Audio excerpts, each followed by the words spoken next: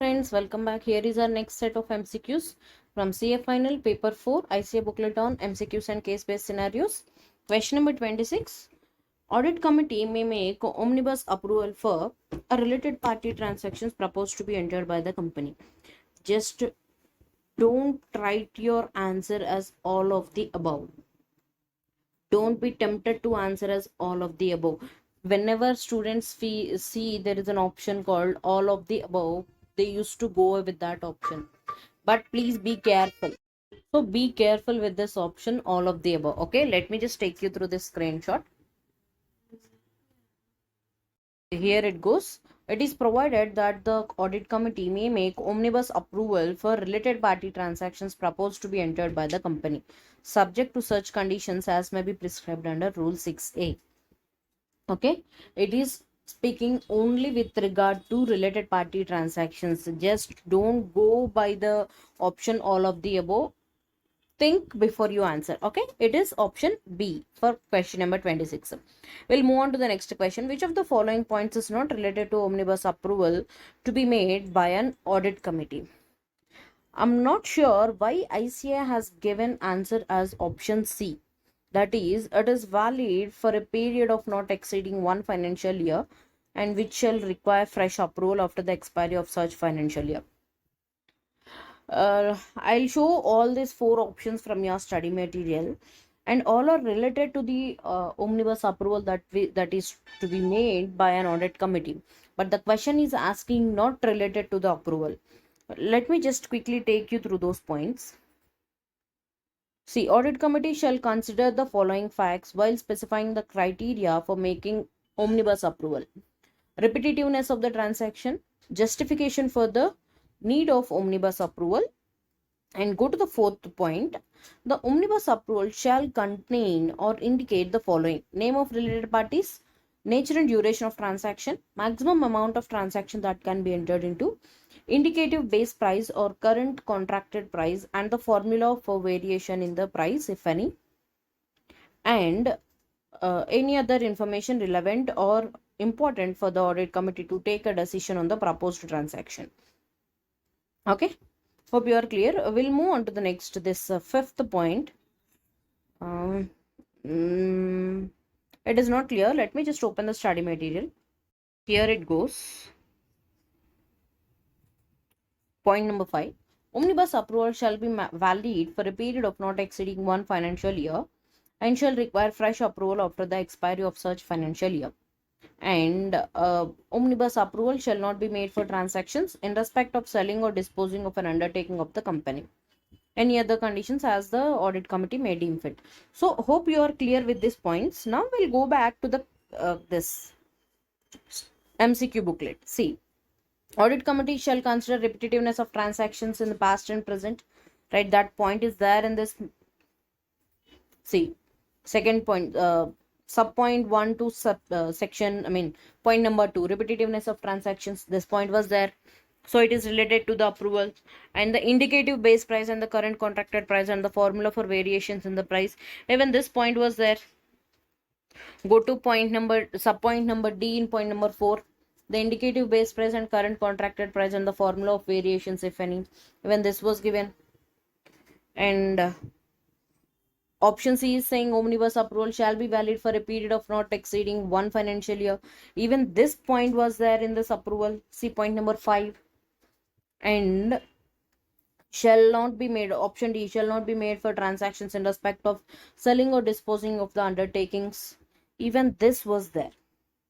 Point number 6. So all the four options that were given in the question are related to the approval, omnibus approval by an audit committee.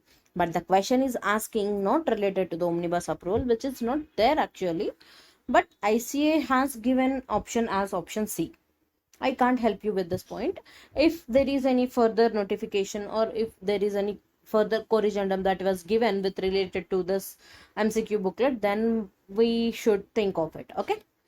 As of now, it should be like which is not instead of not related, it has to be related to the omnibus approval, and there should be another option, option E, all of the above. Only that is the only chance. Okay, let's move on to the next question.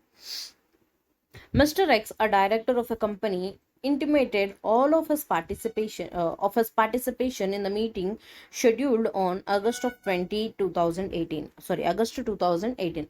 He declared his participation through electronic mode in April 2017. State whether Mr. X is entitled to participate in the meeting to be conducted on August 2018.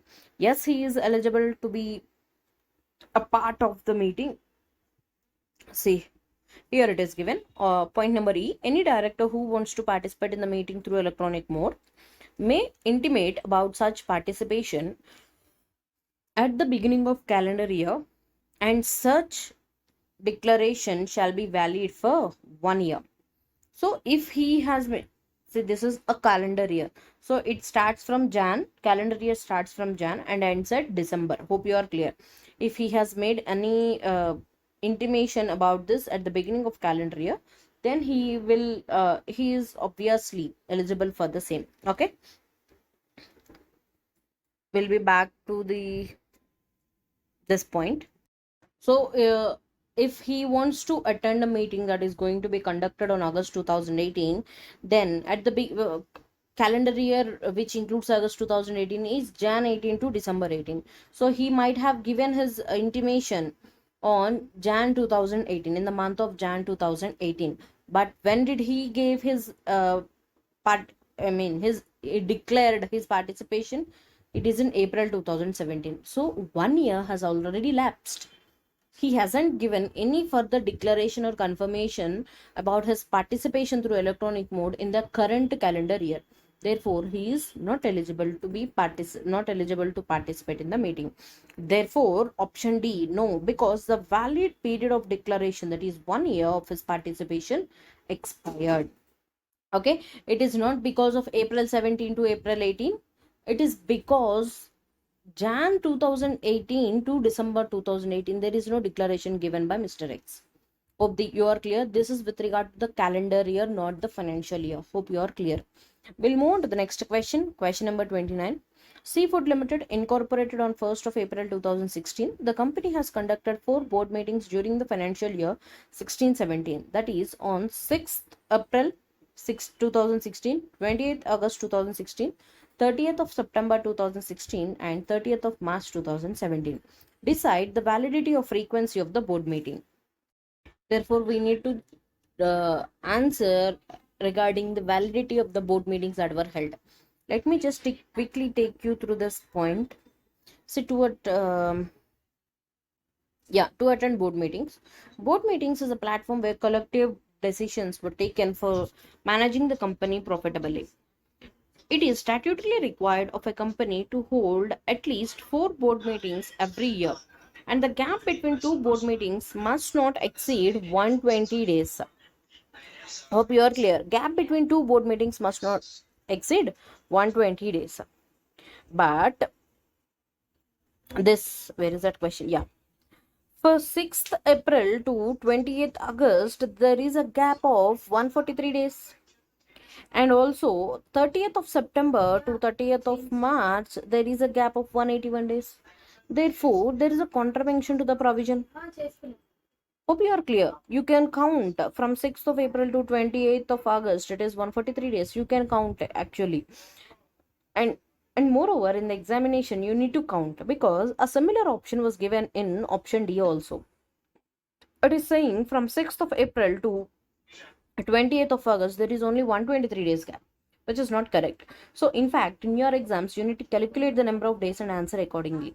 In the current case, option C is the correct option because there is a contravention in respect of conduct of board meetings as the gap between 2 consecutive board meetings, that is 6th of April and 20th of August, is 143 days, and the gap between the 2 consecutive board meetings on 30th of September and 30th of March is 181 days. Hope you are clear.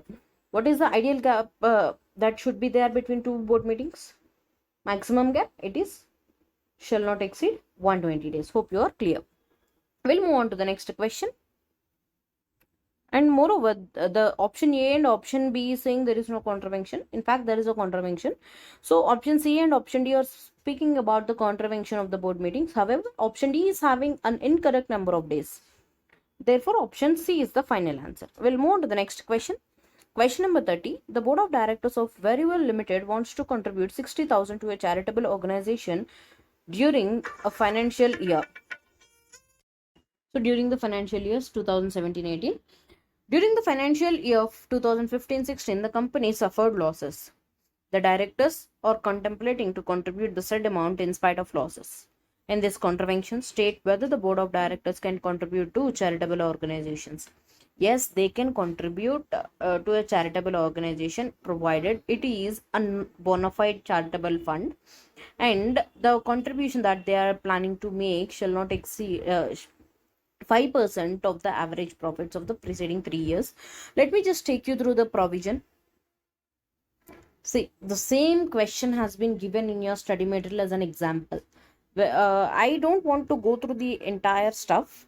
Let's go through the last point, last paragraph. In the present case, even though the company has incurred a loss, it it can contribute to the charitable fund only if it is a bona fide charitable fund and the amount is up to 5% of the average contribution in a financial year. Sorry, average 5% of the average of the immediately preceding 3 years profits. Current losses. In case the contribution exceeds the limit, prior approval of the members must be taken at the general meeting of the company. So if it is up to 5%, then that's fine. If it is more than 5%, then an approval has to be taken in the meeting of the general meeting of a company. So in the question, we have not been given about the profits of the last 3 years. But let us assume that this 60% is within the limit. And we'll go through the options. Option A says no, a very well limited cannot contribute as the company has suffered losses. So if you assume that 60% is above the 5% limit, then what can you say whether it can give such contribution or not? It can give so, provided it should take an approval in the general meeting. Just because it has suffered losses, that doesn't stop the company from contributing to a charitable organization. Therefore, option A is wrong because the reason for not giving is wrong. Option B says no, the board of directors is not authorized to contribute the bona fide charitable and other funds. No, that is not that is nowhere given in the act. Option B is wrong. Option C says no, permission of a government company in general meeting shall be required for contribution to a bona fide charitable and other funds. If you assume that 60,000 is above the 5% limit, then it needs to take a permission. But still, it can contribute. It doesn't mean that the company should not contribute to the charitable funds. It can contribute, provided it should take some approvals. That's it. So the first part of the question says no, that should not be there. Okay. Option D says yes, Verywell Limited can contribute 60,000 to a charitable organization in spite of losses in 2015-16, provided it is a bona fide charitable fund. So the first part is saying yes, it can contribute during the losses as well. And if it is more than 5% also, yes, it can contribute provided some approvals need to be taken. So option D is saying appropriate answer to this question. Hope you are clear. With this, we have completed 30 MCQs. Hope these videos are really helpful to you. If you find these videos helpful, please do like, share and subscribe. Do share with your friends and help them to revise at the earliest. Thanks for watching. We'll meet again in the next set of 5 questions of MCQs.